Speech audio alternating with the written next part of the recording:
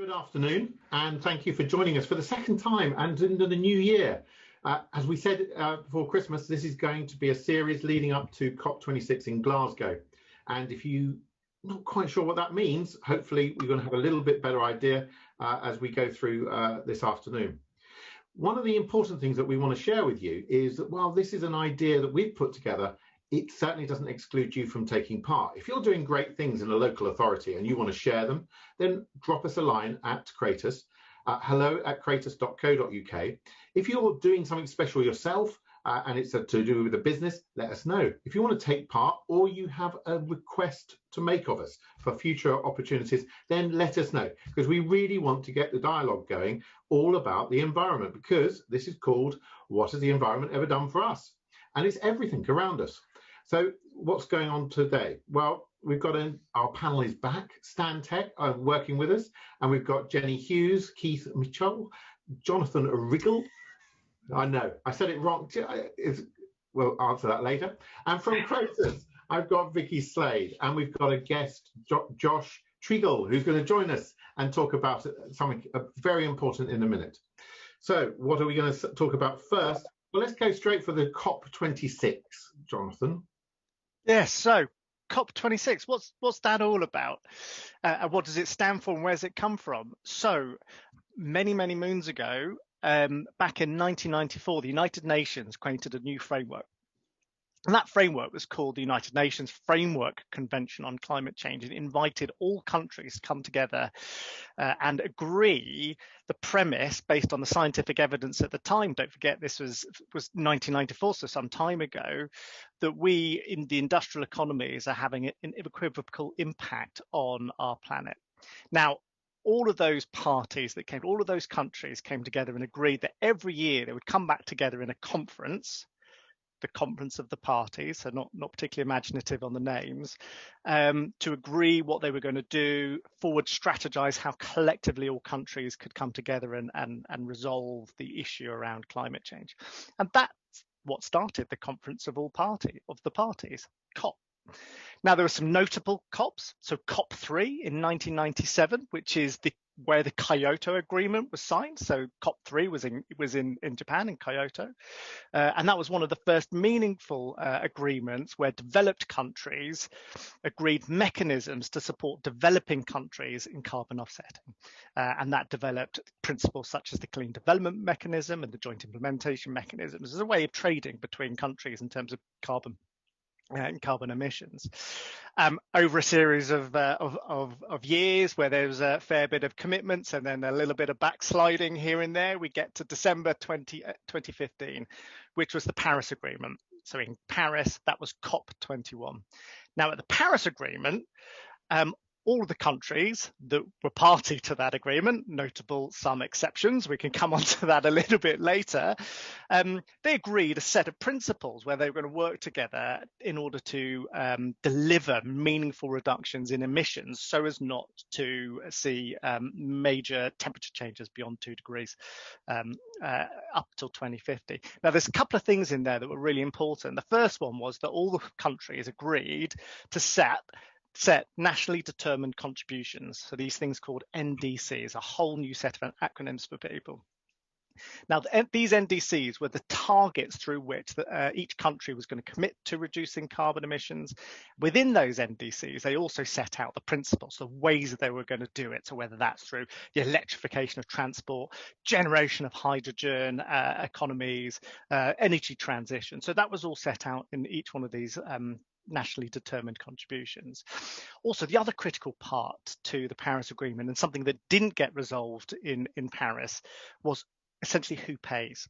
Now, there's a very specific article in the Paris Agreement called the Article 6, and you'll hear this more and more this year about Article 6. Now, what Article 6 is about was essentially who pays. Do developed countries pay because we're the ones that emitted all these emissions that have gone into the atmosphere?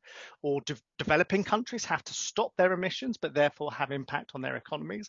Or is there a mechanism to be able to financially trade between the benefits of one country to the cost of another? Now, in there, you'll hear some new parlance, these terms that you'll come across called additionality. So emission reductions have to be additional to the ones that have already been proposed. This concept of double counting. So one country can't just pay for another country's carbon emission reductions and then claim it themselves, as well as that host country claiming those emissions. So there's all sorts of complexities within there that, from my opinion, is pretty much, it's a very simple process, this, but legal, lawyers, accountants, policymakers have got into this and made a very, very complex process here that needs to be unpicked, which moves us on to COP26, where the hope is that by COP26, we'll get agreement on this Article 6, and we can move the whole agenda forward. Now, in the United Kingdom, we've seen our nationally determined contributions.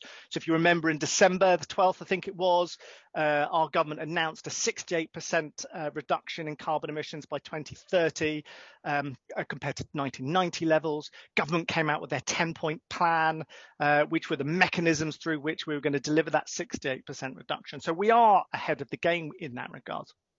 Also, government announced within that 10-point plan that at COP26, which is our presidency of that conference for parties in Glasgow, which will happen in November, there are going to be 5 themes. Now, those 5 themes that have been talked about is adaptation and resilience to climate change, zero emission vehicles, the energy transition, so us taking from a coal-based economy, or all countries from a fossil fuel-based economy into to a renewable economy, the benefits of nature, and finally finance. And back to that Article 6, how is all of this going to be paid? So that is COP, the United Nations Framework Convention on Climate Change, in a nutshell. I hope that made sense. Wow. And, one of the things that I'm interested in, it's all going to be in Glasgow. People, certainly I saw in Paris, great numbers of people in a big room. But what happens? Is it all in one room? Is it a closed event? Or is this, you all laughing at me earlier on saying, is this a celebration? Is this like a festival? But, is this going to be more than just a secret meeting of people who want to get excited about making treaties? Or is this going to be something that really dominates our headlines and is exciting and we learn from it? Well, the heart of the conference has to be those agreements between countries about how they're going to enact the Paris Agreement, and specifically about how they're going to deal with that Article 6 agenda. So there is an aspect of that has to be closed to allow countries to have those agreements and sign those off. But there are peripheral opportunities or surrounding opportunities really to promote the great work that's being done from countries in terms of emissions, agreements between non-government organisations and private sector organisations to really enhance that. So actually, there's an enormous opportunity in Glasgow for the UK economy alone to come together up in Glasgow and really look at the sum of the parts. If you think about our own transition from an energy transition point of view, the movement into electric vehicles, the hydrogen economy that's starting to bubble up, for the want of a pun, want of a better word, and nature-based solutions as well is an enormous opportunity. So I really hope that Glasgow sees more of a festival approach to this, where lots of people can come and resolve some of the great questions around, not least, and really here to bring Josh in to this conversation. What we do know is that young people will be there with a very strong voice, and that's been the enormous difference. I think people might not have heard of COP or the United Nations Convention on Climate Change, but certainly in the last 2 years, the voice of the young has really come forward and really raised climate change on the national agenda. So I really hope, if anything, at Glasgow we're going to see a really strong presence from the voice of younger people. Not least, there is a youth COP convention in Milan in the October of this year as well. Well, that seems to lead Vicky nicely into interviewing our guest. Well, I was going to say, and of course we all remember, I think the previous event, was it in Madrid, COP25, where Greta arrived, having arrived by boat you know, and proceeded to sort of, you know, make a massive statement to the world. So I think it certainly, that brought it to everyone's attention. And of course, everybody's favourite orange baboon deciding that Paris wasn't good enough for him. So we'll come on to that later, I know. What I think is really interesting is that last year, when COP26 should have taken place, it was postponed because of the COVID crisis. What did happen, and Josh is going to tell us about this, was mock COP happened, which was the young people saying climate change does not stop for anybody, you know, COVID or no COVID. And I spent the week at the same time that COP should have been happening. Mock COP went ahead. They did some incredible work across the world, and I'm going to ask Josh a few things about that. But working around the school timetable, you know, in different time zones, which is absolutely fascinating. And it was sort of like nothing's going to get in the way of this. So I think it demonstrates to us all that if you really want to do something, you can get out there and do it. Josh will tell us a lot more about himself, but Josh should have been going to university like lots of other young people last September, and decided to put all that on hold for mock COP. So Josh, do you want to unmute yourself and tell us a bit about why you got involved and why the young people decided to go ahead with mock COP when COP26 was actually postponed? And I'm really pleased, Jonathan, that you've explained what COP is, because when I said that I've been involved in mock COP, the first question everybody has is what's COP? So I'm really pleased you've done such a thorough introduction to that. So I decided to postpone my place at university because I really wanted to make the most of this year. It's very, very rare, thankfully, that there is a global pandemic and it puts lots of life on hold. And actually, that sort of brought a unique opportunity that government postponed COP26, and that left the void. And as young people, we came together and said, we don't always feel listened to the extent that we'd like to. So we'll make a space that is for young people to represent their countries and negotiate climate change solutions. So that was really why I wanted to get involved, was to help create that space where young people could say, if we were in charge, this is what we would do, and to really showcase the ambition that young people have, in the hope that world leaders would look at it and say, actually, they're the future voters. These are the future people who will be politicians and elected representatives. This is what they want. We better sort of like up our game when it comes to COP26 and be more ambitious. And I think that's really why we decided we wanted to run our own COP. We saw an opportunity that the adults postponed it and didn't put much in its place. There was a sort of a pause for a year. We had some NDCs coming up, but there wasn't sort of solid negotiations in place. And we thought, well, we'll illustrate what would happen if young people were in charge. And if young people were in charge, we would still have tried to continue to have these talks. I mean, it's quite interesting in a way, having postponed COP26 and COP26 being 5 years on from Paris, and therefore requiring that the, you know, the ratification of those things, that because it's been postponed and goes beyond the Trump presidency, it has the potential to be more effective than it would have been had it gone ahead in November, with everything still sort of, with him still having the reins, even though he'd have lost power by then. Was there a particular ambition of mock COP as an experience? Yeah, the ambition really was to empower young people to come up with these ideas and illustrate that they could come up with solutions. They could have these grown-up conversations, and it was really about illustrating that young people can do more than protest, sign petitions. We can come up with ideas and solutions ourselves, and in fact, we can organise an event that spans across all of the time zones in the world. We had people from over 140 countries, so we had over 330 delegates representing those over 140 countries coming together to talk about climate change and to come up with solutions and to write a set of 18 policies that they would implement if they were in charge. And it was really about us saying, actually, we're going to illustrate that we can do planning, we can do the behind the scenes stuff. We're not waiting to become leaders, we can lead already. And we talked earlier on about some of those asks of government. We spoke when we chatted earlier about my friend and every parent's friend, Mr. Williamson, you've written to government with the asks of Mock COP UK, presumably. Can you shed light on a couple of the things you've asked of our government?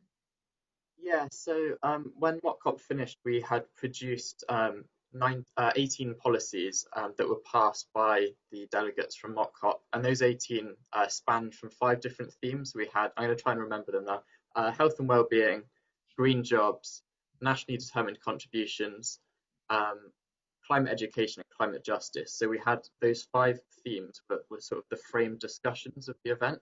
So those 18 policies fitted into those. Some of them didn't quite fit into them. We had one about plastic reduction for single-use items, with the exception of ensuring that people who needed medical supplies were able to have those. So obviously that didn't fit into any of those 5 specifically.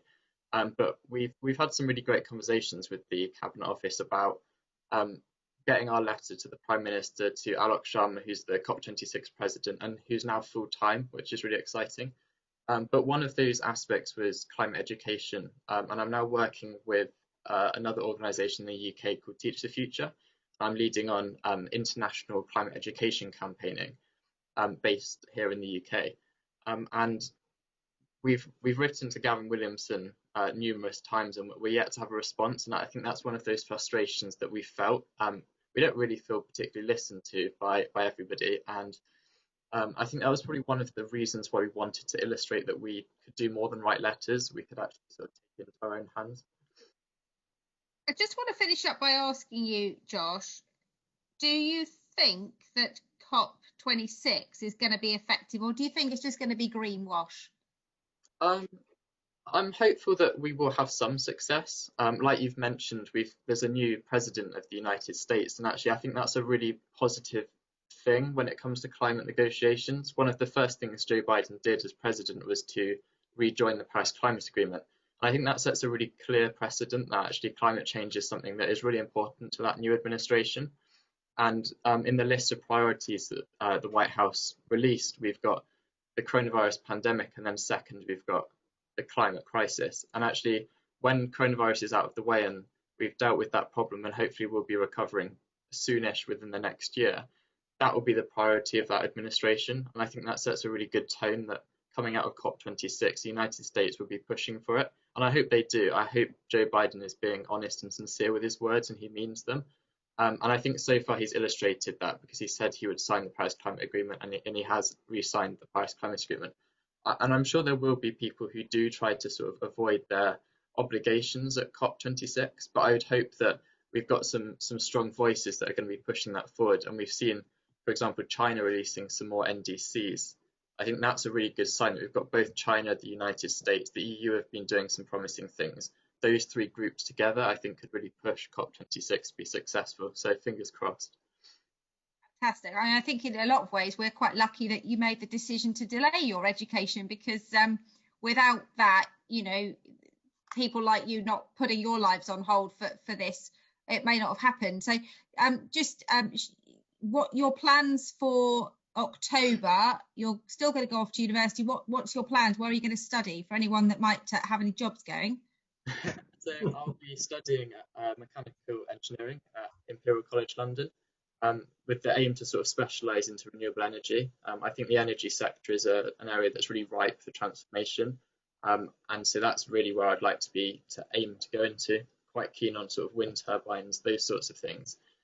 I think there's loads of areas though when it comes to sort of sustainability and engineering, even when it comes to housing. Loads of these things last such a long time that changes made now can have a really lasting legacy, and it's those sorts of things that frustrate me when it keeps getting kicked down the path of when people are going to be discussing it. Things that last hundreds of years, the quicker we get them made net zero or more sustainable, it's going to last a really long, really going to have a really long legacy. So I don't think I really fully answered the question. I went off on a bit of a tangent there. Sorry. No, it's absolutely. But I suppose it just demonstrates, doesn't it, how interconnected all of these things in, and you can't put sustainability in a box. It's got to be that green thread that runs through everything that we do. And obviously this is the year of COP. We've talked about coming back to COP, Nick, every 3 months or so, and it might be quite nice as we get closer to see whether the ambition of mock COP is realised, where perhaps come back to Josh in the summer and see whether you've got your answer from Gavin Williamson, and whether we're starting to see climate education on the curriculum. Does anyone else on the panel want to say something? Keith? Yeah. I'd be really interested, Josh, to ask it. What would help you and your youth group to connect more? How could the rest of us help you to have more of a voice? Because some of the things that you've said today have been absolutely spot on as far as I'm concerned, and particularly this thing about action now on big things that are going to make a difference and are going to be locked in from a carbon sense for a long period of time. So what would be the thing that we all in the built environment and wider professions listening in, how could we help you to create more of a splash? That's a really lovely question. I think my answer is going to sound really boring, but I was hearing from an MP recently that they get a shockingly low number of correspondence from constituents talking about climate-related issues, and that to them, to some MPs, is a symbol that people don't care about it and that they don't need to push it when it comes to Parliament and when it comes to talking in public and when it comes to election promises. And although it's going to sound really boring, I think engaging with MPs and elected representatives is a really efficient way of them thinking, actually, my constituents, the people I'm supposed to be representing, care about this. And if they know that, they'll see that as a chance to really secure re-election or to make themselves look better. And if they know that people care about it, it's going to go up the agenda more and more and hopefully come into all parts of parliamentary discussion. I know that's probably a really boring answer, but I think a more exciting one would be to create spaces where young people can be listened to, like you're doing here. I'm able to say what some young people have been doing over the past few months.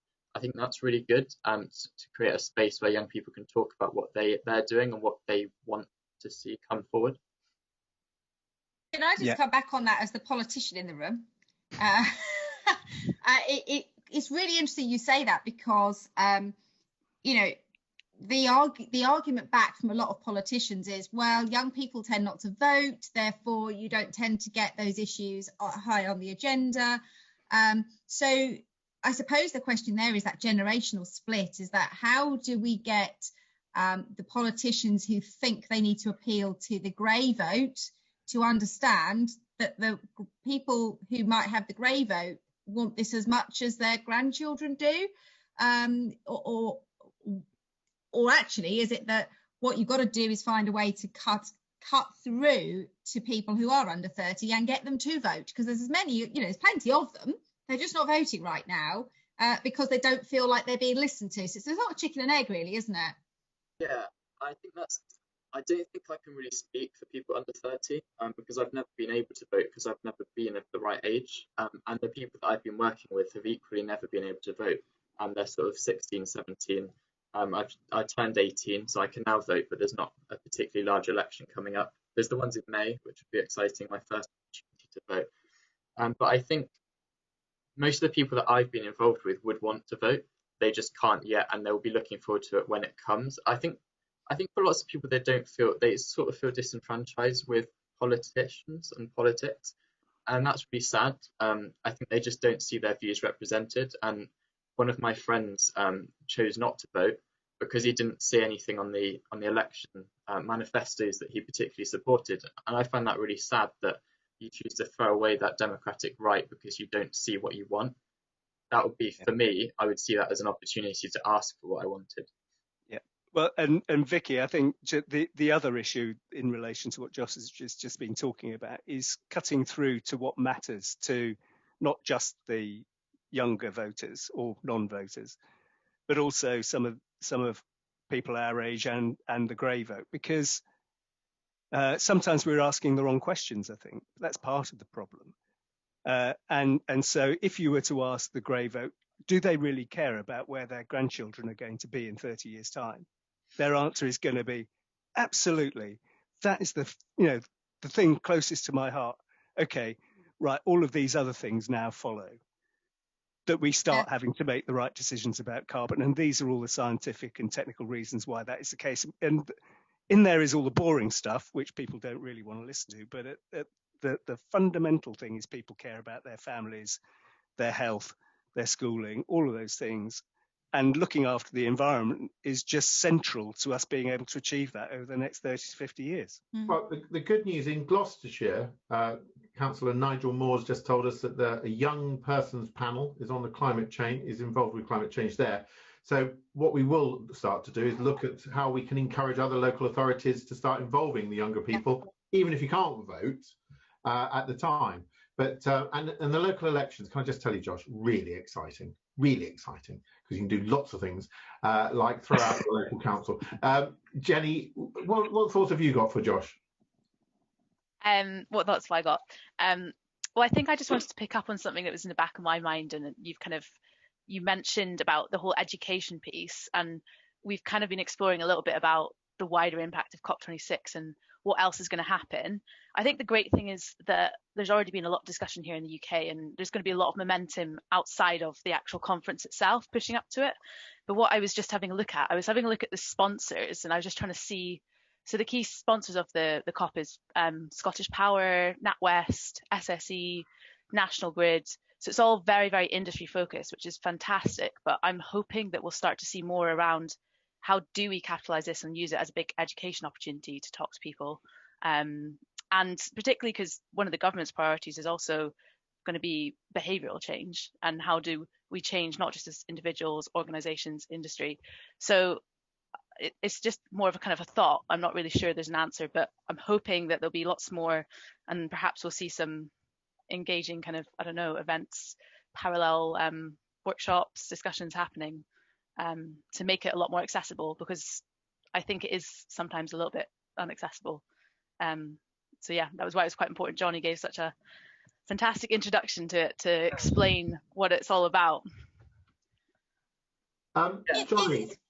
There's a question there, Nick, around climate change on the syllabus, isn't there? And obviously that's the work Josh is now doing. I'm homeschooling my kids at the moment, which is horrific. And we've actually been doing climate change with my 13-year-old. So it is on the syllabus. It's just, is it taken as seriously, or is it just an add-on as part of geography? And, you know, I think that's probably the thing is it needs to be considered as, what will the impact of climate change be on absolutely everything else? You know, will you still be able to get your strawberries? You know, will you, how is it going to affect migration? Young people now are going to have fundamental change to their lives, but they just don't know. They don't know about it. They put it in a box and say, you know, this is what 1.5 degrees will do. But once they've done it, it's box ticked, move on.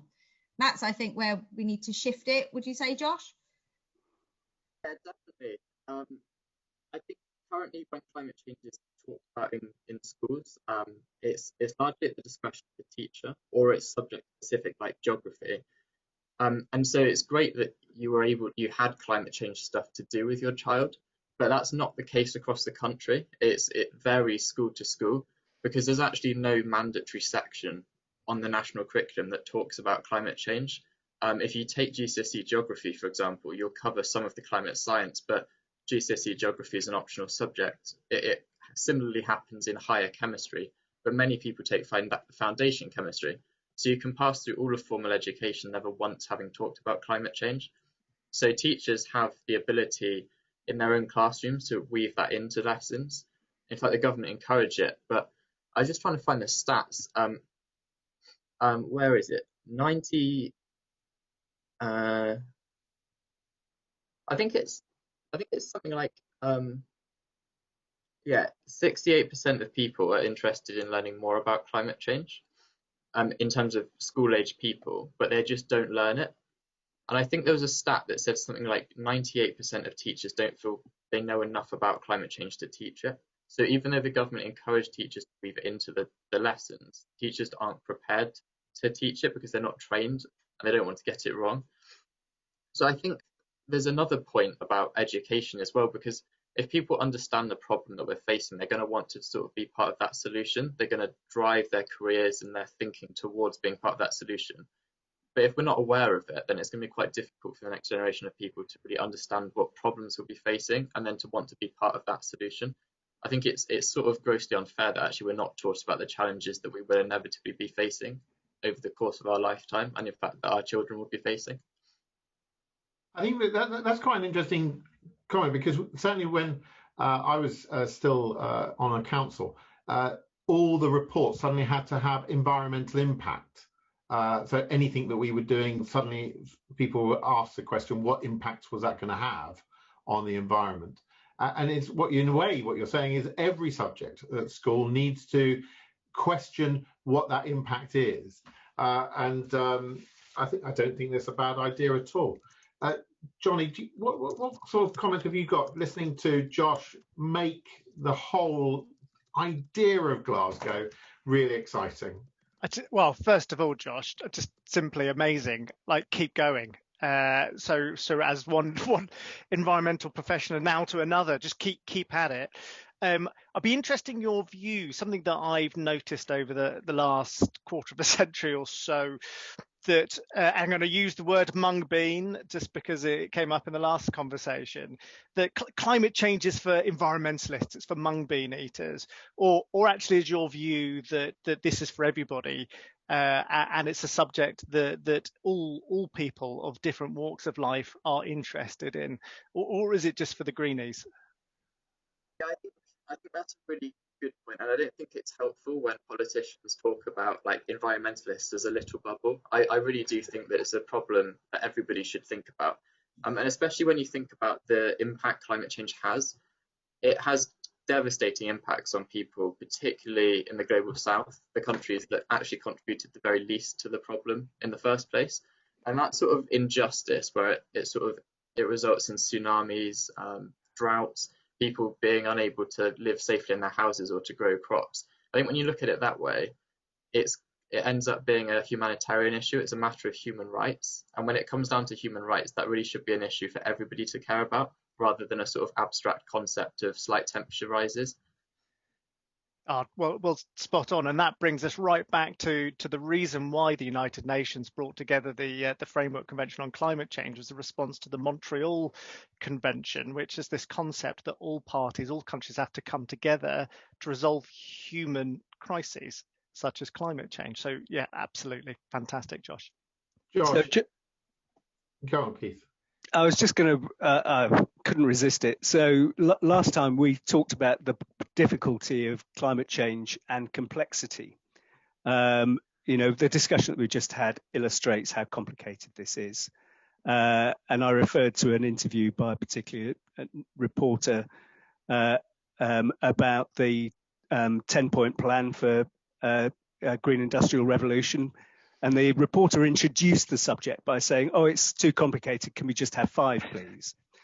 And so from your point of view, how can we unwrap this? Because you as you said, it sort of affects all parts of our lives. So how have you got to it, and how could lots of other people get to understand their contribution that they could make to it? The time that it really clicked was, I was reading stories of droughts in Ethiopia, and it was looking at the way that families were just struggling to live with the food that they had, because the weather patterns were changing and they weren't able to adapt, and then their children were starving. And that really made me realize that the changing weather patterns, although that sounds abstract to us with, it might just mean we get random bits of snow, it doesn't have a particularly devastating impact on us in the UK. In other countries, that has a huge impact. And I think when it comes sort of boiling it down to that, it made me want to learn more about it. And so then I started looking at what is it that causes climate change? What is it that releases carbon, greenhouse gases? And then you realize that it's sort of everything, but there are particular things that could be done to reduce it. And I think it's looking at those solutions, providing solutions rather than just painting the picture of the problem is really key. I always feel that really sad when you just see a snippet of climate change on the news and it talks about how terrible the problem is, but then there's nothing to say, actually, we can fix it. Like, here's some things we could do. And there's already things that we could implement. If there was the willpower and the determination, we could sign particular things now as countries, and we could make a considerable difference. We could lock in funding to research new things. And it's not sort of abstract researching things. There are already some pretty decent proof of concept that just need a bit more time and power behind them to really make them work. And I think that sort of providing of solutions is really key. I feel like I've just entirely gone straight off the question, so sorry about that. No, I think you're doing really well, Josh. Brilliant. Brilliant, I Josh. hope you'll stay with us. What you don't know is that you've already got someone who's going to vote for you in Stuart Borough. So that's really fantastic. And rightly so that people are responding really positively to what you're saying. Josh, I hope that you'll come back and join us again on this panel, because you've just demonstrated to us how important a voice from a younger quarter is, but you've done it in eloquence that's beyond me, and I'm very grateful for you joining us. But stay on. If you want to chip into any other things that you're coming along, boo, hiss to some of the things towards the end, please do. But don't boo at Keith, because he's now going to explain to us the policy of the month. And I think there's one or two in your report of what's gone on. Right, thanks, Nick. So policy of the month is really joining two announcements together.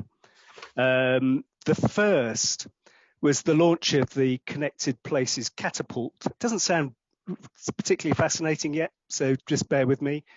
The Connected Places Catapult market forecast into connected and autonomous vehicles. And that report forecasts that by 2035, 40% of new UK car sales could have self-driving capabilities, with a total market value of 41.7 billion, setting the future of self-driving vehicles further within Great Britain's grasp. So that was the announcement from the Connected Places Catapult. And so what's all that got to do with it? So the second connected announcement was about the new electric car battery. You may have well seen this in the news, and it's a new electric car battery that can recharge in 10 minutes, last for 250 miles on a single charge, and will help drivers combat range anxiety.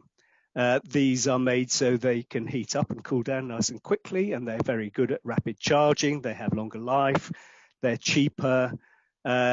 Penn State University say that this battery will be affordable and it'll allow us to downsize the battery without causing range anxiety, and deliver a large amount of power so that we can go from 0 to 60 miles an hour in 3 seconds and drive like a Porsche. Why they have to say that at the end, I have no idea, but important nonetheless, because range anxiety, the size and complexity of batteries, and the environmental cost of producing them has been a massive issue. And this is just one sort of announcement illustrating the pace of technological change in this area.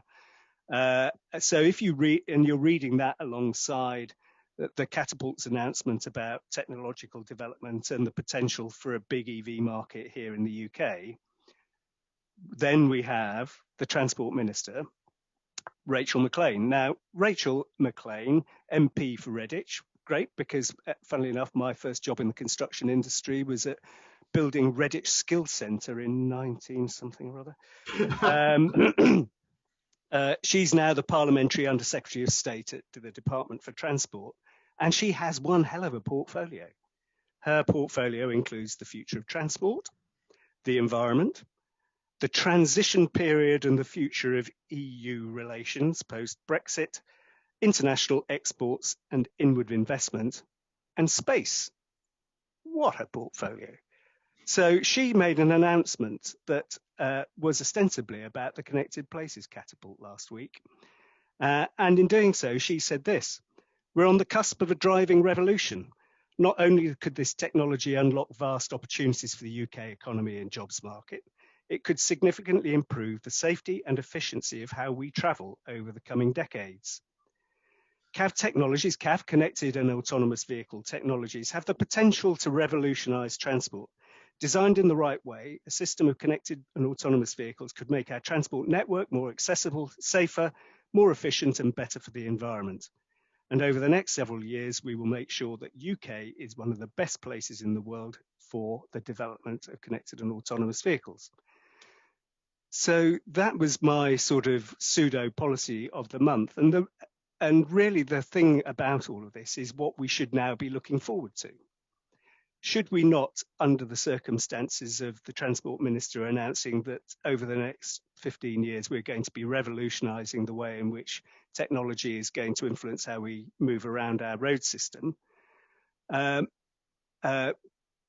we should then see policies around the way in which our road system should be designed and funded, and what our roads investment strategy should be doing in terms of investing in new technology and accommodating moving around by connected to an autonomous vehicle, and how we're going to replace the diminishing road tax, road user charge, by a system of wider road user charging, so that both it encourages the transition into technology, but it also deals with the diminishing tax revenue budget that the Treasury is worrying about.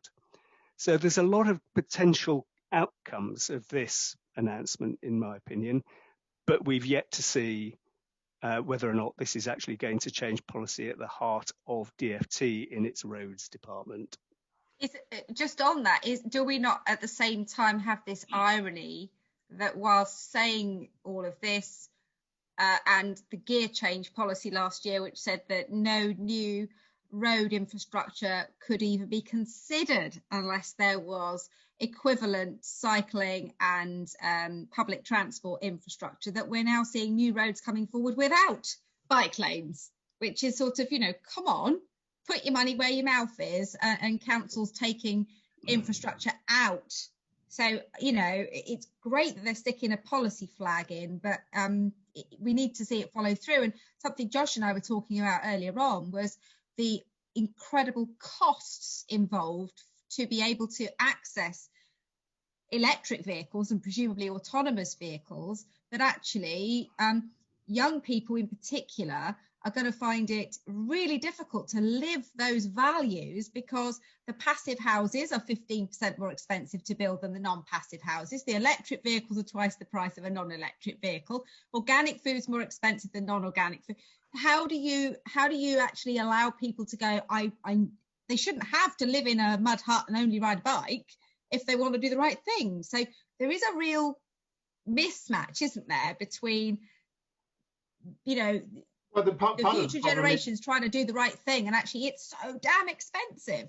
Yeah, and also the interesting thing, we've got Brian Matthew, who's with us again, and thank you for joining us, Brian, and brought up about there's only one company that he's aware of that's looking into the development of synthetic fuels to replace petrol and diesel, which could be a solution. It's not all about putting our eggs into the electric basket, and we've got quite a few councillors on.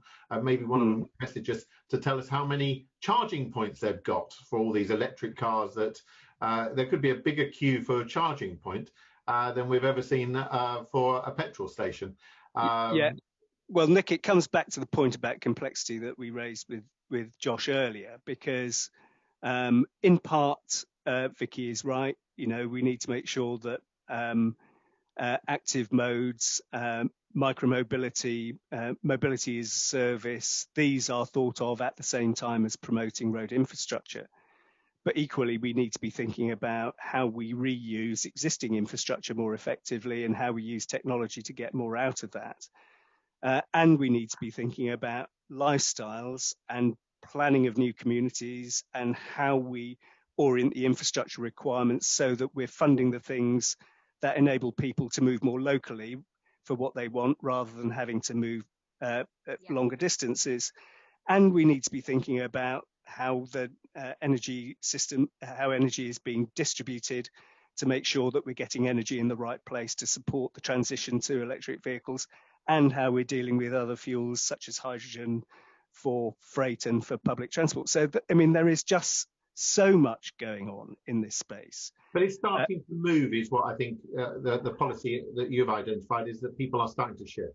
Well, I think that there's certainly a determination in the DfT to see that, but I think one of the risks is that it because it's so complicated, everything gets pushed back to try and come up with the ultimate solution. Whereas what we probably need to be doing is doing lots of the right things, even if it's not all connected up now. Yeah, and actually there's a lot of earlier on. Yeah, there's a lot of stuff that we're doing, isn't there, Nick, in the next few months, which is going to hopefully bring those together. You know, the healthy new towns that are led by the NHS and some of the carbon zero communities that we're seeing come up, the retrofitting. It is a case of, it is do lots and lots of things, which eventually will lead to the right place, even though it feels disconnected right now. Yeah, and in that, the concept of whole system thinking is absolutely critical to underpin all of it. So people are not, so from a transport perspective, people are not unilaterally sticking EV charging points in without thinking about, well, how does that enable communities who have no access to EV charging at home access that, but at a price that is equivalent of a domestic tariff, or otherwise you have this disparity between those who can afford off-street parking because they've got a house and a driveway and they're charging their car at 14p, and those who don't have that have to go to a centralized charging facility where they're being charged 40p a kilowatt hour for the same privilege, the same outcome, and that's just unfair and unjust. So that needs a really close understanding of how energy works, the Electricity Act and all of those bring together. Not least, the important part is people and the social value that infrastructure needs to be delivering as well. The good news, Gloucestershire is introducing 200 charging points. More, I think, is going to be the requirement. We've also got a viewer who's got 6 people living at home and can't wait for the fight over the electric charging point on a Friday night when they're all going out. I don't know whether you know about that sort of thing, Josh, about fighting to get your car out, but with voting, it'll come along soon when you're trying to go out on a Friday night. I've got to move us on, if you don't mind, because it's important that Jenny has more time this time, because we cut Jenny short. But Vicky, without ranting for too long, would you like to talk about the climate hypocrite of the month, which you've chosen? So I've hinted at him already, actually. I promise I'm not going to pick on a politician every month, but it's got to be Gavin Williamson, hasn't it? I mean, I was really excited this week when I read the new skills white paper that's just gone out to consultation. It's really good news for further education colleges in actually enabling some of our kids that, you know, who don't aspire to go to university, who want to go into vocational work, to actually skill up. But I read the whole paper and I even went back and did one of those things on a PDF where you search for a word. Not one mention of the word green, not one mention of the word climate. For me, you can't bring out a new skills agenda that doesn't really focus on the skills that we need for the green new industrial revolution. And the other thing which disappointed me was they talked about investing in colleges, which is brilliant because some of them are complete and utter dump. I've been to some where, you know, you feel for the poor teachers having to work in these, you know, exhausted old buildings. But there was no talk about rebuilding them with modern technology or, you know, as carbon zero buildings. So for me, that was such a disappointment. And to hear Josh then talk about how, you know, the education secretary hadn't managed to reply about climate education, I realised he had to be the hypocrite of the month. Well, I'm sure Mr. Williamson is delighted that he's won something in the last week. He certainly hasn't done himself a lot of good. Look, Jenny, take this nice and gently. The hero of the month. Okay, I'll take this nice and gently indeed. So, I mean, I don't think it's going to come as any surprise that my hero of this month is going to be Mr. Biden, who obviously had his first week in office from last week. He's 78 years young, and he has started off with a big bang, as mentioned by Josh, by rejoining the UN Climate Accord, which is fantastic news, and I think is the positivity we all needed to hear last week. But not only that, he signed 17 executive actions in his first day in office. I think that might be a record, actually. And there was other really positive environmental news in what he's done. So as well as rejoining the Paris Agreement, he has also cancelled the Keystone XL pipeline. For those of you who aren't aware, it's been disputed for years and years. There's been some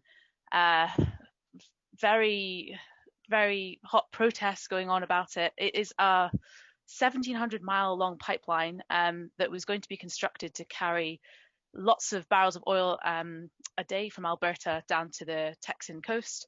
So he's cancelled that, which I think is fantastic news. He's also been reviewing some of Trump rollbacks and trying to reverse them. So he's halted 4 specifically, mostly around sort of industry. One of them was about methane emissions in the oil and gas industry, and there's a couple of other around energy efficiency in cars, and there was also one around air pollution. So quite a broad spectrum of environmental wins last week, I'd say. And finally, one that was mentioned in another article was that he's stopped the construction of the US-Mexico border wall, which some of you might think, why is that good in terms of the environment? But there's been lots of studies done and published about the negative impacts that was going to have on wildlife and ecosystems in that area. So yeah, really great news. It's not going to be a particularly simple journey. It's actually, there's a bit of a waiting period before they can actually get back into the Paris Agreement. And all countries this year have to draw up new revised plans with more ambitious goals for 2030 ahead of the summit. So that's going to be a big task for him to do. Partly the good news is that there is an old plan that Trump developed. Sorry, Trump did not develop it, that's a lie. When he withdrew from the Paris Agreement, he did not withdraw the plan itself. So that's sitting there. So hopefully that might just have to be dusted off and developed. But yeah, I don't think it's going to be a smooth journey, and there's a lot of action going to be needed in the US to make the ambition a bit more of a reality. So yeah, but good news, I think, overwhelmingly. Fantastic piece of news. And what's also interesting is about the pipeline was one of the big initiatives that Trump heralded when he signed that off, because it had been going on for years. He was going to make it happen. So it must be absolutely wonderful to see that as soon as he was out of the office, everyone changed it all back again to try and cover up that he was ever there in the first place. Look, we've actually, Jenny, you didn't take up much time at all, and Vicky was incredibly well controlled over Williamson, which I'm sure Mr. Williamson is delighted when he sees this sent to him. Josh, how interesting that the most powerful voices in media terms just recently have been, how old is Joe Biden? 77? 78. 78, and a 94-year-old in David Attenborough. So really part of your mission is not the very old, because they seem to be in a bit of a hurry to be on your side. It's possibly the 50-year-olds and maybe the 40-year-olds that are the ones that we should focus on. What do you think? Yeah, I think that's a really interesting point, and I don't think necessarily all sort of like 70, 80-year-olds are necessarily on sides. I know many that would have used the argument, it won't affect me because I'll have died by the time this is a problem, which is really upsetting actually. But I know there's a few people who have said that when I've had conversations with them. But I think generally, I think at that age people are thinking about their grandchildren, and maybe they're thinking less about what impact they might have to take. And I think also there's the sort of the catch that on the same side that they've said it won't affect me, equally the sort of the compromises that might have to be made, they won't be making them, so they can advocate for them, which I think is also a good point, that they might be more on side. But they've also got so much experience. I think they're like David Attenborough is just trusted. What he says people trust, because for so long he's been that voice of telling the truth about biology, and he's been really great at doing all of those documentaries, that he's just trustworthy. And I think lots of old people are very trustworthy.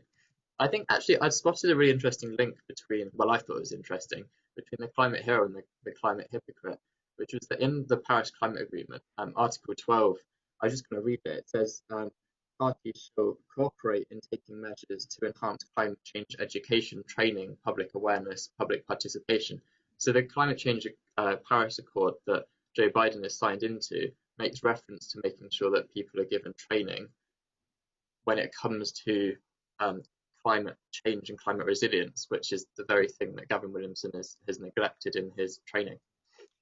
And interestingly, Josh, if you get the time to flick through all of the nationally determined contributions, it's interesting to see a number of countries do have education as part of their 1, 2, 3, 4 list of things that they're going to do. So there's an interesting exercise there of countries that will be leading on education within their schools and within their societies versus those who have just expect technology to resolve it.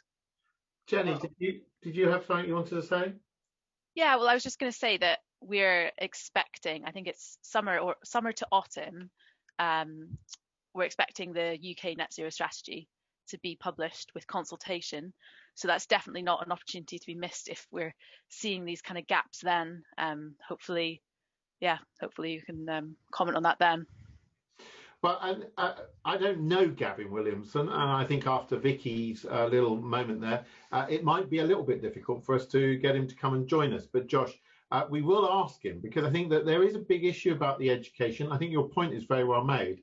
And the other issue that someone has brought up is one of the most effective things in local government, which is a world that I love very much, was the climate emergency debates.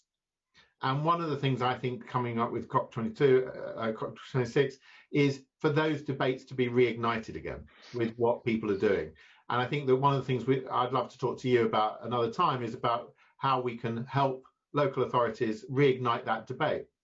Because after we are through this pandemic, and I hope that that's something that we will all enjoy this year, or at least start to see the genuine hope of that, this is going to be the conversation for most of the rest of our lives about how we deal with this. And local authorities, the great thing about local authorities is that they can create a lot more change than government just barking orders.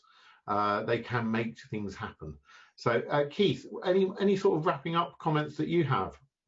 Well, actually, I was just going to say that one of the thoughts that Josh had earlier was that we need to talk about solutions. And the youth have been offering solutions to government, which perhaps they haven't been listening to. But there is an opportunity for bottom-up solution building and consensus building through local authorities.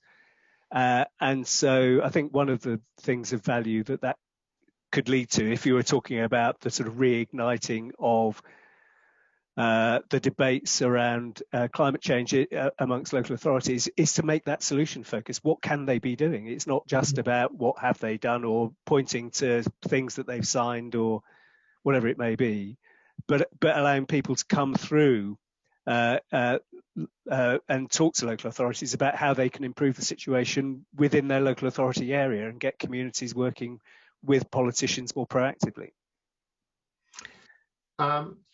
Vicky, final comments? Yeah, I mean, it's really interesting. Josh was talking about the number of teachers that don't have the confidence. I think he notified us 75% of the teachers and 98% of the teachers. But I've made the decision in the last few weeks to start a little free course on climate science. And, you know, it's incredible, you know, free course, University of Exeter run this course with the most incredible professors. And in the space of 2 weeks, I suddenly now think, oh my goodness, some of this actually makes sense, you know. And it's interesting, Keith was talking about this transport lady having responsibility for space. I mean, you know, one of the things I was learning is about how, you know, in a million years' time, Mars might actually be more habitable than Earth because the sun is getting hotter and brighter. Did you know? Maybe that's why she's got the space portfolio. Who knows? But, you know, I just think there is so much more opportunity through, whether it's reading Greta Thunberg's speeches, as I bought my daughter for her 16th birthday, or watching, you know, the Perfect Planet, or subscribing to some of these courses, we can all get a little bit more sort of clued up on it, so that we can all do that a little bit more. And I think that's, you know, a great resolution for lockdown 3 is, you know, go and have a bit more of a read up.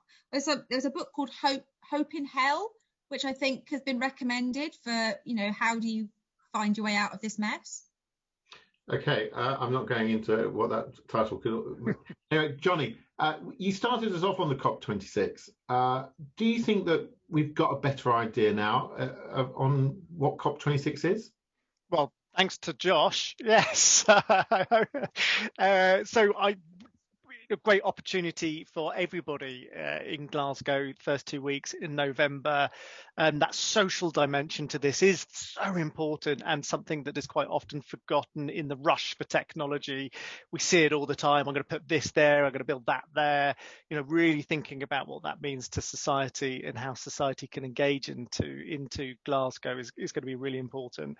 And this is for everybody. This is, you know, Glasgow's not, the entrance exam isn't whether you eat mung beans or not. This is for everybody. So really focus on, read, see what's in the newspapers, and really a call out to everybody. Let's engage with this and use this opportunity that this our presidency allows us this year. Okay, well, look, to all our viewers, and we've had a fair number, thank you so much for giving up an hour of your time.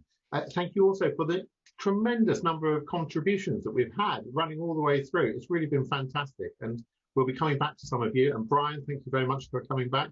Amen to Jenny's Hero of the Month, we all agree.